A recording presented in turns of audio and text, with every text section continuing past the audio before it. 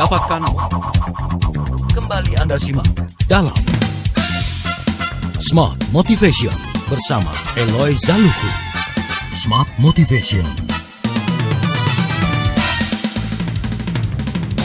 Baik, terima kasih Smart Listeners dan juga sahabat Suara Network di manapun berada. Anda masih bersama kami dalam program Smart Motivation. Hari ini saya tidak hanya berdua dengan Pak Eloy Zaluhu, tapi kita didampingi seperti yang sudah sampaikan tadi adalah seorang Certified Theocentric Motivator, Rev Sales Trainer and Leadership Coach. Ada Bapak Stefanus G. Waryono. Nah, Pak Stefanus, kan tadi kita udah dikasih sisi motivasi nih di awal nih tentang bagaimana pentingnya iman, kemudian juga kepercayaan terhadap apa yang mungkin terjadi di seputar kita. Bahwa semuanya itu akan menjadi luntur kalau kita nggak yakin sama kekuatan yang Maha Kuasa yang diberikan sebagai sebuah titisan. Saya bilang titisan tuh karena memang semua orang tuh punya gitu loh, tapi belum tahu gimana cara menemukannya. Termasuk betul. Saya yakin perjalanan hidupnya Pak Stefanus ini dari pertama kali meniti karir sampai dengan pernah menjadi seorang deputy director di sebuah bank swasta itu berlandaskan dari iman. Saya yakin banget hal itu.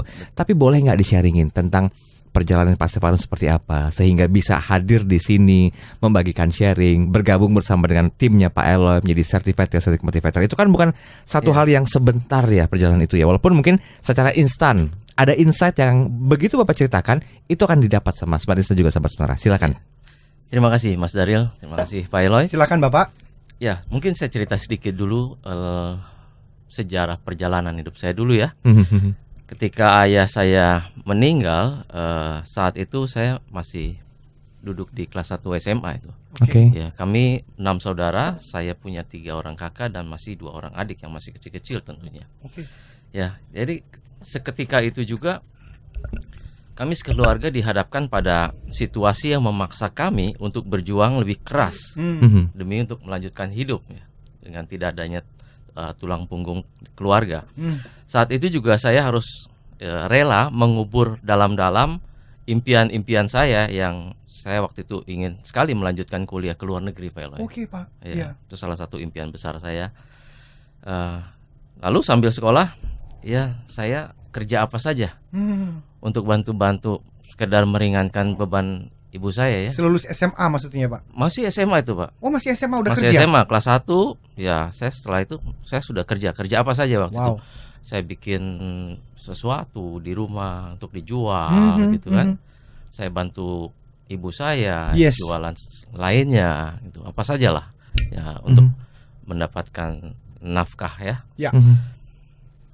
Namun keadaan tidak membaik ya, justru semakin hari semakin memburuk. Oke, Pak. Ya, jadi apa yang kami miliki hari itu ya satu persatu harus rela kita lepaskan. Ya, waktu itu pernah punya rumah yang cukup besar, harus pindah ke rumah yang lebih kecil. Sampai akhirnya ya memang tidak ada lagi rumah. Ya, sampai kami tidak punya rumah, kita harus kontrak di kontrakan yang kecil-kecil itu ya. Nah, situasi ini yang membuat saya tidak punya pilihan sebenarnya saat itu. Jadi saya memiliki alasan yang kuat untuk memperjuangkan keberhasilan. Ya, tekad saya hanya satu pada saat itu ya, Pak Eloy yang sering ajarkan, no plan B. Ya, tidak ada plan B lagi. Ya, saya harus berhasil. Untuk itu saya harus berhasil demi membahagiakan ibu saya. Itu tekad saya cuma satu-satunya. Ya.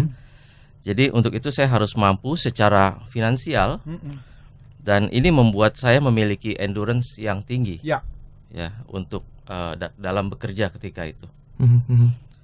Jadi salah satu prinsip sukses menurut saya adalah kita harus memiliki alasan yang kuat yang membuat kita memiliki daya tahan dan daya juang. Menarik sekali. Begitu. Ya. Penting ini Mas Daryl. Jadi miliki alasan yang kuat untuk membuat Anda memiliki daya tahan dan daya juang. Sehingga di tengah-tengah kesulitan tadi, termasuk di tengah-tengah virus atau bahkan tantangan apapun yang kita alami saat ini, itu tetap kita bisa bertahan. Dan daya juang kita itu tidak menjadi kendor.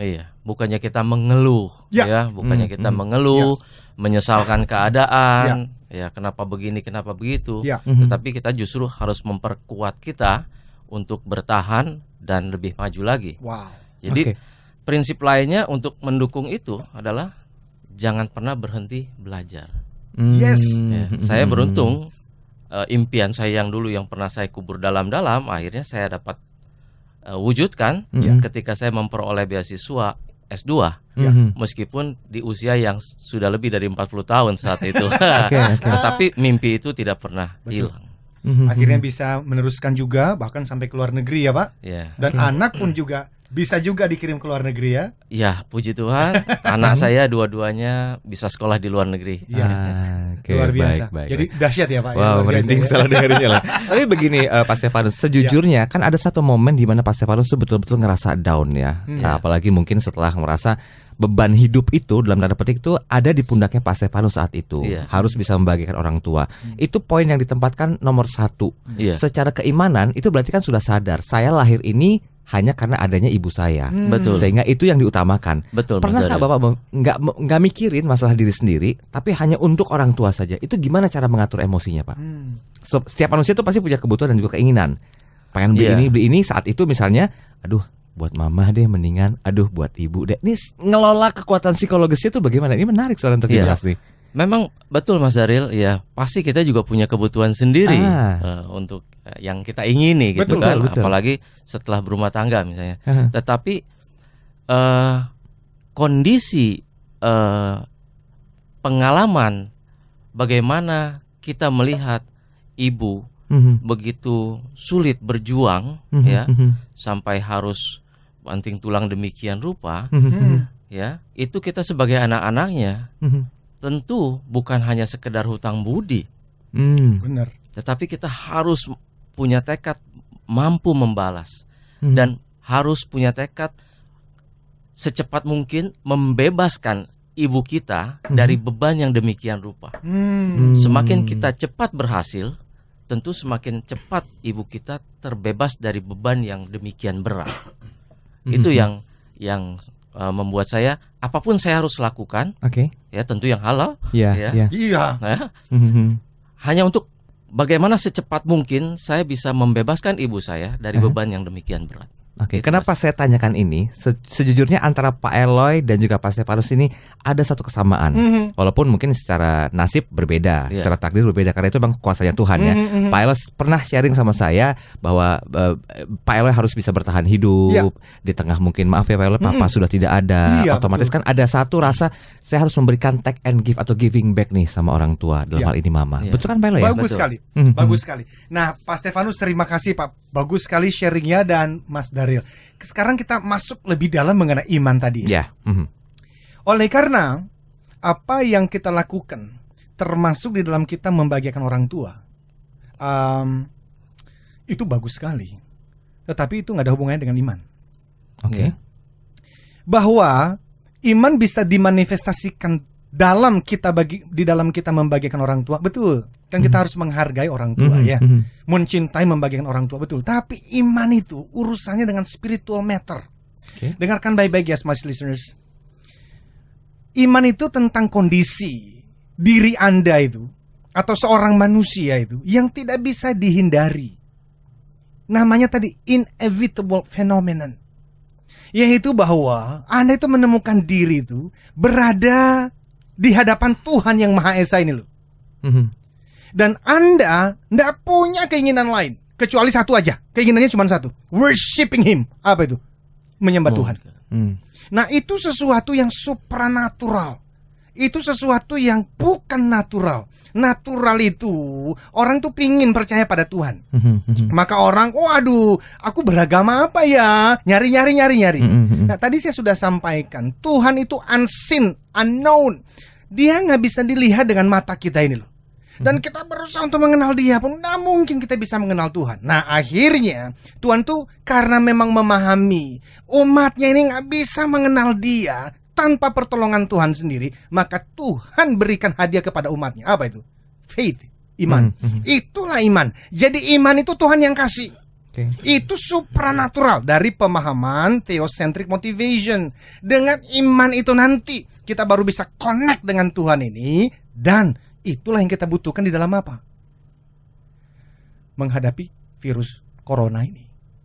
Jadi tidak bisa nanti Pak Stefanus akan juga menyinggung mengenai yang namanya itu yang terjadi di luar diri dan yang terjadi di dalam diri. Yang namanya iman nggak boleh fokus yang di luar diri. Oh, ada virus corona. Kalau kita fokus pada itu, semua pergi kemana? Nyari masker. Kalau fokusnya ke situ, akhirnya ngeborong. Ngeborong apa? Sanitizer itu. Hand sanitizer. Kenapa? Karena fokusnya apa yang terjadi di luar. Bukan berarti kita tidak melakukan bagian kita. Nanti Pak Stefanus akan mengatakan kebersihan itu adalah bagian dari iman. Tapi itu bukan fokus utamanya. Fokus utamanya di dalam. Nah, kalau fokusnya di dalam, pertanyaannya adalah Smallison dan Sahabat Sonora itu sebenarnya nempel nggak dengan Tuhan ini loh? Ngerti nggak Tuhan tuh maunya apa? Oh, di dalam sekali. Nanti akan dibukakan lebih dalam oleh Pak Stefanus. Baiklah, kita break dulu. Nanti kita sambung lagi di sesi yang berikutnya. Sesi ketiga, tetap bersama kami. Kembali Anda simak dalam Smart Motivation bersama Eloy Zaluku. Smart Motivation.